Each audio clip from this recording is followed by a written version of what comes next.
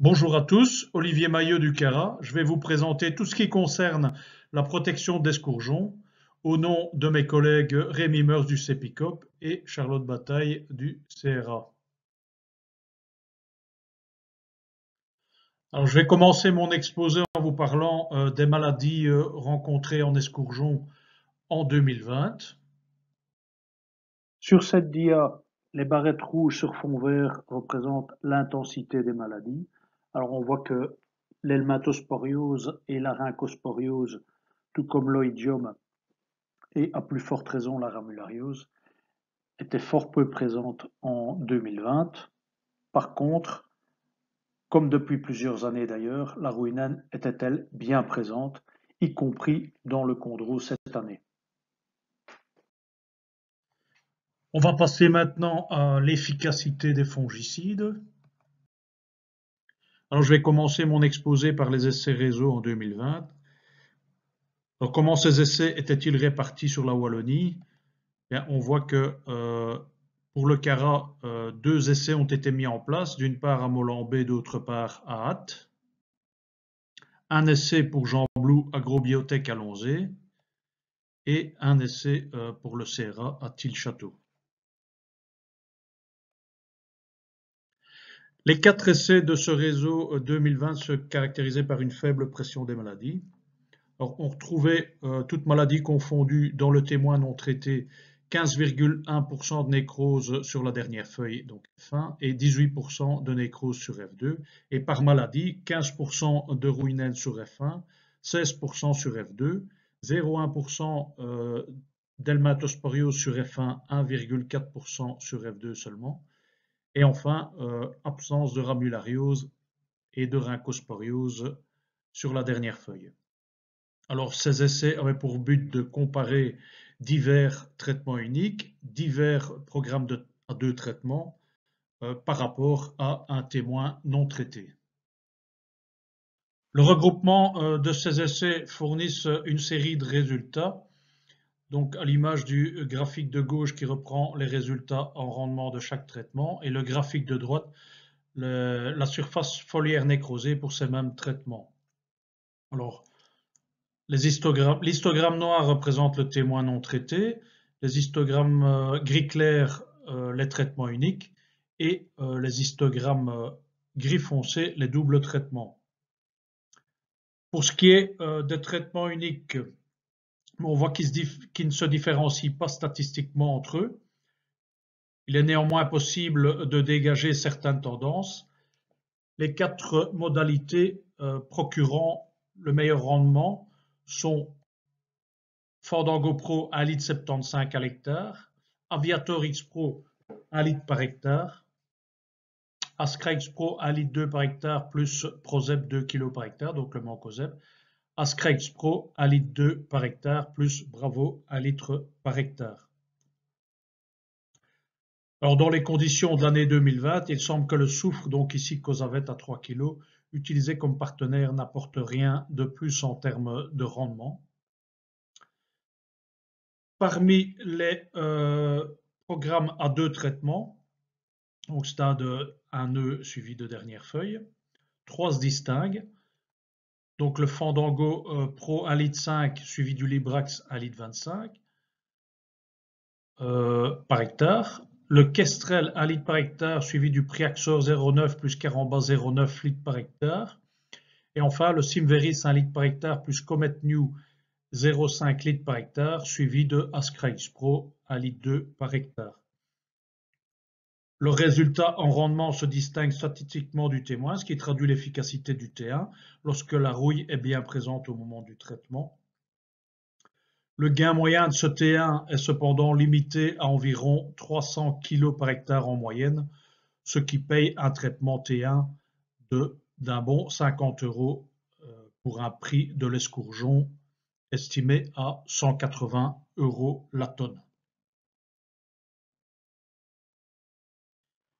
Nous avons vu sur la dia précédente que le mélange avec Ascra X Pro 1,2 litre à l'hectare associé au Mancozeb montrait performant en 2020, même en l'absence de ramulariose.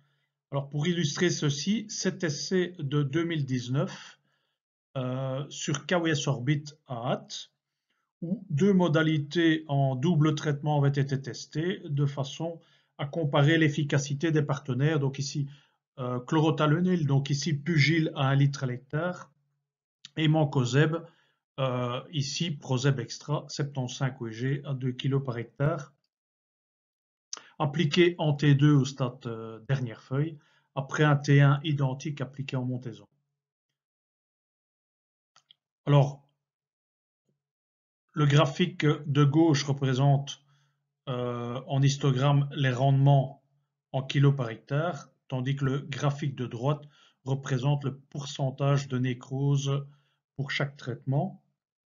Dans les conditions d'essai 2019, ces deux modalités offraient une efficacité similaire, notamment face aux grillures et à la ramulariose. Par contre, on voit que le rendement restait tout de même à l'avantage de la modalité incluant le chlorothalonil. Que peut-on dire donc? C'est que le Mancozeb peut constituer une solution temporaire dans la lutte contre la ramulariose, temporaire puisque, je le rappelle, son retrait d'agréation est programmé pour 2021. Si vous détenez encore un peu de Mancozeb, n'oubliez donc pas d'en réserver 2 kg par hectare pour vos escourgeons. Passons aux essais de produits. Je vais vous présenter un essai du CRA implanté en T en 2019 sur la variété KWS Méridien. Il avait pour but de comparer une série de traitements et notamment certaines nouveautés. Dans le témoin, on retrouvait en maladie 46% de nécrose sur F1 et 64% sur F2 le 8 juin, avec sur F1 15,2% de ruinène, 19,5% de ramulariose et 11,8% d'helminthosporiose. Donc un peu de tout. Et cet essai avait pour but de comparer une série de traitements uniques à un double traitement de référence, le tout comparé à un témoin non traité. Alors voici les résultats de cet essai produit.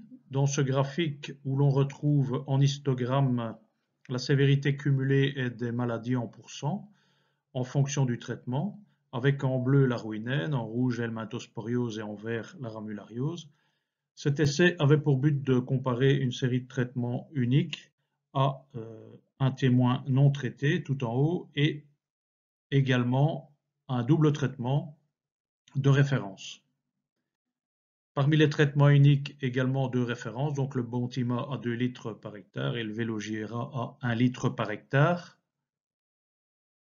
Et deux nouveautés, le Lenvior, donc à base de mefentrifluconazole, appliqué à 1,5 litre hectare, et le Revitrex, appliqué à 1,5 litre hectare également, contenant non seulement du mefentrifluconazole, mais également une SDHI, le fluxapyroxade. Alors, en termes d'efficacité sur ruinène, on voit que le Lenvior possède une certaine efficacité contre cette maladie par rapport aux témoins, mais également qu'il possède une des moins bonnes efficacités des modalités testées.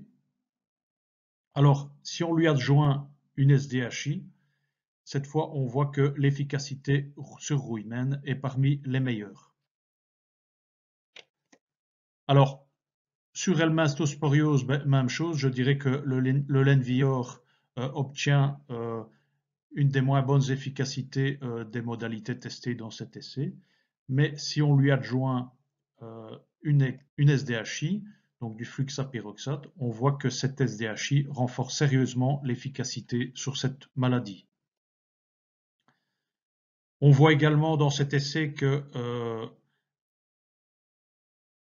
les meilleures efficacités sur helminthosporiose reviennent au Priaxor 0,9 litres plus Caramba 0,9 litres hectare, et ce essentiellement grâce à la strobélurine qu'il contient, donc la pyraclostrobine, mais également au double traitement, donc Ampera 1 litre par hectare, suivi de Velogi ERA 1 litre par hectare, essentiellement grâce au traitement de montaison, bien entendu. Alors pour ce qui est de la ramulariose, ben là par contre on voit que l'Envior obtient des efficacités parmi les meilleures dans cet essai. Et on voit également qu'en lui adjoignant une SDHI, cette efficacité augmente encore et arrive au niveau du double traitement. La moins bonne efficacité sur cette maladie est obtenue par le Priaxor 0,9 litres hectare, essentiellement parce qu'il ne contient pas de triazole. Alors finalement, que peut-on retenir de tout ceci? En guise de première conclusion, eh bien, le traitement de dernière feuille reste la base de la protection de l'escourgeon. Dans ce cas-là, il faut favoriser les mélanges triazole, strobilurine ou triazole SDHI, voire les mélanges 3 voies, triazole, SDHI, strobilurine, notamment lors de l'utilisation d'une variété sensible à l'helminthosporiose, voire en année à forte présence de cette maladie. Suite au retrait du chlorothalonil, que faire en présence de ramulariose? Eh bien, le prothioconazole reste la triazole de référence dans la lutte contre cette maladie. Le mancozeb, quant à lui, on l'a montré, peut constituer une alternative au chlorothalonil pour 2021. On a vu aussi, et on a pu prouver depuis pas mal d'années, que le T1 montre un effet de contrôle sur la ramulariose en freinant sa progression. Et enfin, la nouvelle matière active méphentrifluconazole peut aussi constituer une solution d'avenir en la matière. Voilà, je vous remercie pour votre attention et je vous souhaite bien entendu à toutes et à tous une excellente saison 2021.